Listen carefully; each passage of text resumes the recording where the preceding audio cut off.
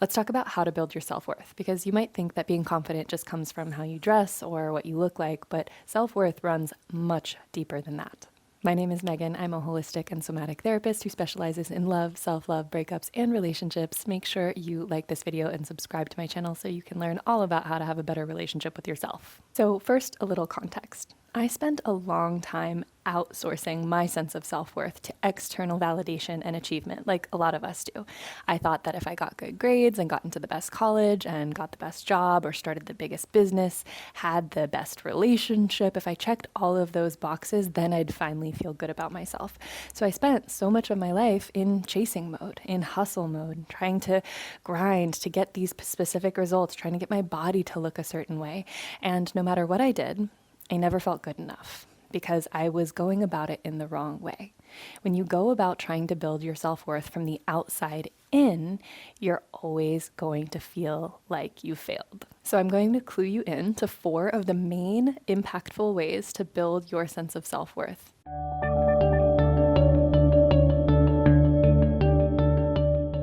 The first is to get clear on your core values and only make decisions that are in alignment with your core values. When you take the time to really figure out who you are and what matters to you, even if it's different than what matters to the people around you, you can begin to make decisions that are authentic for you.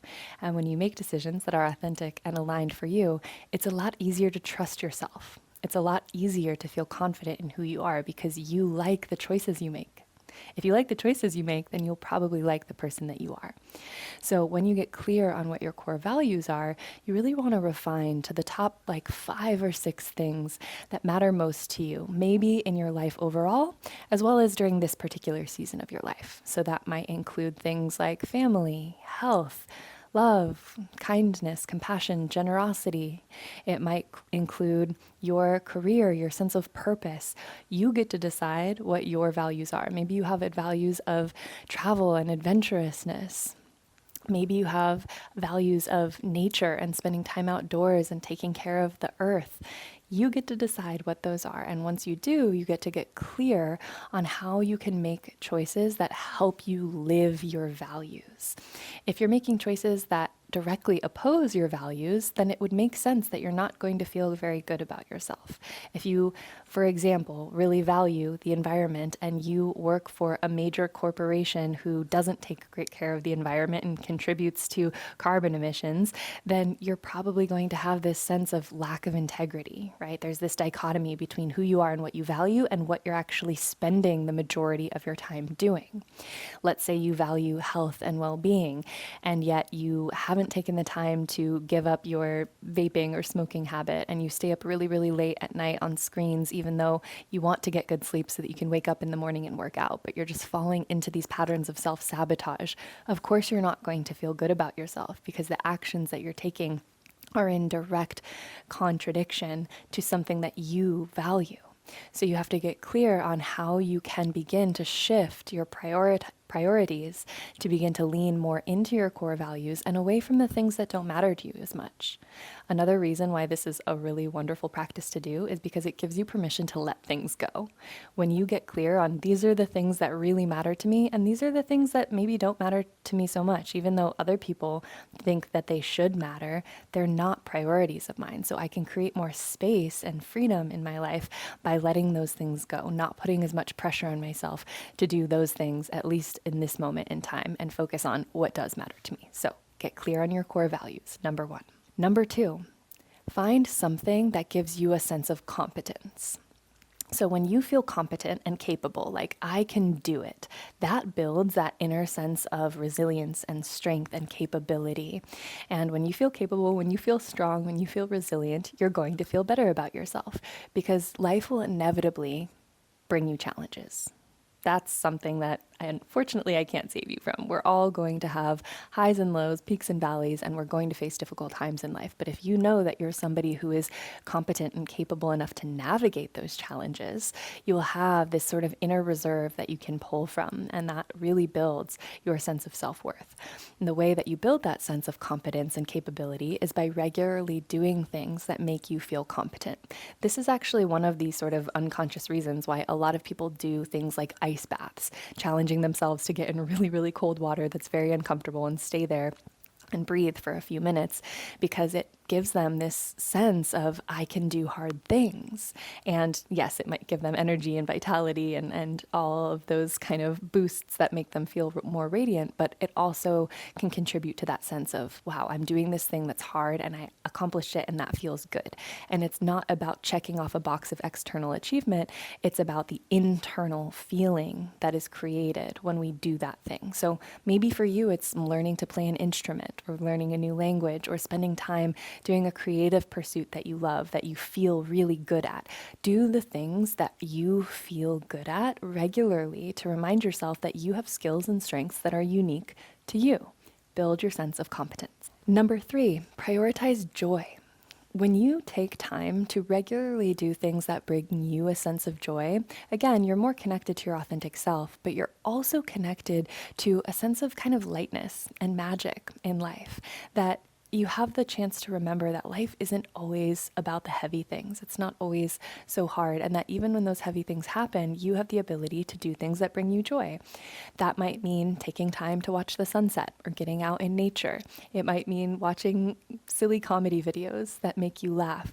It might mean spending time with your favorite friends more, or cooking, listening to music that you love and dancing around your kitchen, even if you look silly, just because it feels good and it feels joyful. When you're regularly engaged in practices that bring you joy, you feel like you have more of yourself available. It's like you're pouring from more of a full cup. And if you have more of a full cup, your self-worth is going to be stronger, I promise you. So I recommend making like a joy list or a joy toolbox of 10, 20, 30, 50 things, small, medium, and large, that bring you joy, and check in with yourself on a daily and weekly basis to see how regularly you are doing those things. And it's even better if those joyful things don't necessarily have anything to do with productivity or efficiency or getting things done. They're just for the sake of joy.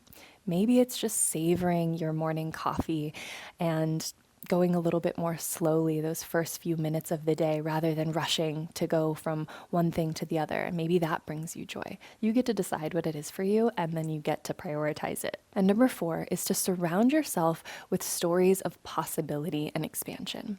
What I mean by that is get curious about getting to know the stories of people who don't fit the traditional timeline that you might be comparing yourself to. So for example, if you are single and maybe don't know what you want to do in your career yet, and you're feeling behind in life because all of your friends are engaged or married and they love their jobs or they're growing big businesses, and you're feeling like, I have no idea what I'm doing. I am alone. I feel lost.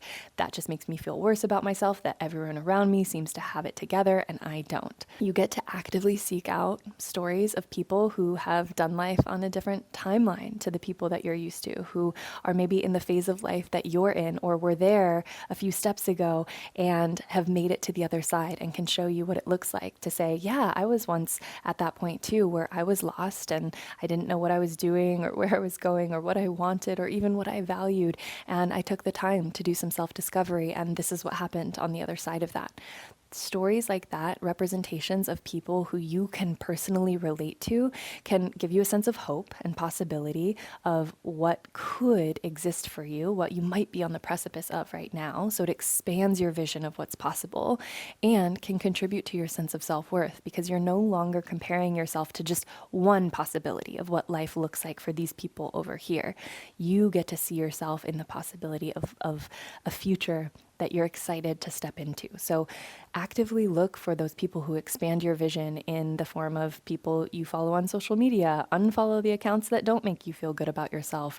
Watch movies, read books with main characters who you can relate to tap into their sense of resilience and making it through that period of uncertainty in their life. Read articles of people who have done inspiring things and have navigated hardship in the process. One of the examples I often give is Sarah Blakely, who is the CEO and founder of Spanx, which is a multi-billion-dollar company, and she's a self-made female billionaire who started this company at the age of 35 with just a few $1,000s to her name. She put everything that she had into this company. Everyone told her she was crazy. All of the male CEOs and salespeople that she took this product design to rejected her and told her that she would never sell a thing. And she persisted anyways and grew it into this billion-dollar company. And she was also single at the time. She didn't meet her now husband until she was in her late 30s. And they now have, 4 beautiful children together and have created this wonderful life and 2 amazing businesses that they've started. And it wasn't the traditional path.